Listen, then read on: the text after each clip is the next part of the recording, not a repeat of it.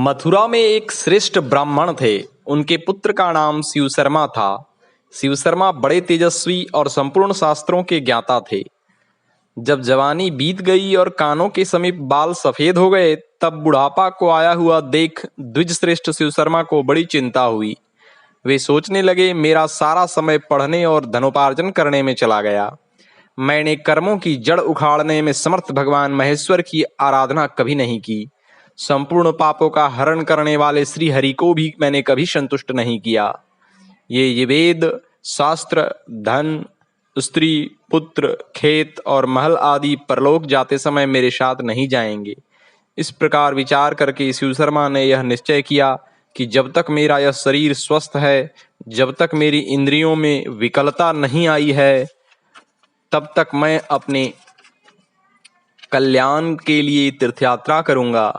शुभ तिथि और शुभ लग्न में शिव शर्मा ने देवताओं तथा पितरों को नमस्कार कर तीर्थयात्रा के लिए प्रस्थान किया।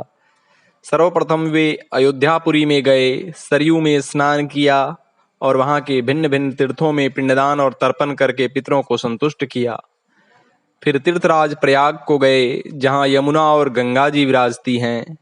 वहां सूलटंक महादेव जी निवास करते हैं। वहीं अक्षय वट है, जिसकी जड़ 7 पातालों तक फैली हुई है। प्रलय काल में उसी पर आरूढ़ होकर मार्कंडेय जी ने निवास किया था। यमुना और गंगा में गोता लगाने वाले पुरुष अमृत तत्व को प्राप्त होते हैं। प्रयाग इच्छानुसार फल देने वाला तथा मोक्ष प्रदान करने वाला तीर्थ है।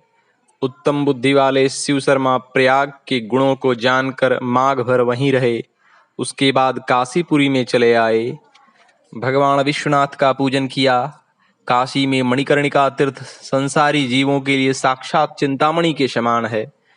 यहाँ साधु पुरुषों के कानों में मृत्यु के समय भगवान शिव तारक मंत्र का उपदेश देते हैं, इसलिए उसका नाम मणिकर्णिका है।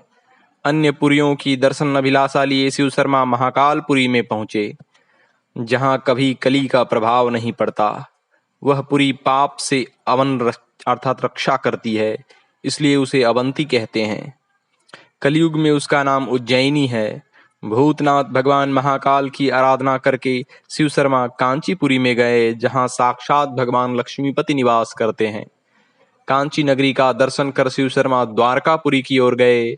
वहां सब और धर्म, अर्थ, काम और मोक्ष के द्वार हैं, इसलिए तत्वज्ञ विद्वानों ने उसे द्वारवती कहा है।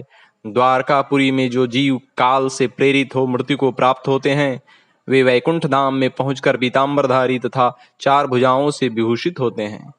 वहां विभिन्न तीर्थों में स्नान और पूजन करके शिव शर्मा मायापुरी में गए, जो पापी मनुष्यों के लिए अत्यंत दुर्लभ है और जहां वैष्णवी माया अपने माया पास में जीवों को नहीं बांधती है। कोई इसे हरिद्वार, कोई मोक्ष द्वार, कोई गंगा द्वार तथा कोई मायापुरी कहते हैं। इस परम पावन तीर्थ में आकर शिव शर्मा अत्यंत सुखी हुए। उन्होंने सोचा, मुक्ति देने वाली 7 पुरियों का अपने नेत्रों से दर्शन किया है, यहाँ मृत्यु होने से निश्चय ही कल्याणमयी मुक्ति प्राप्त करूंगा। ओम।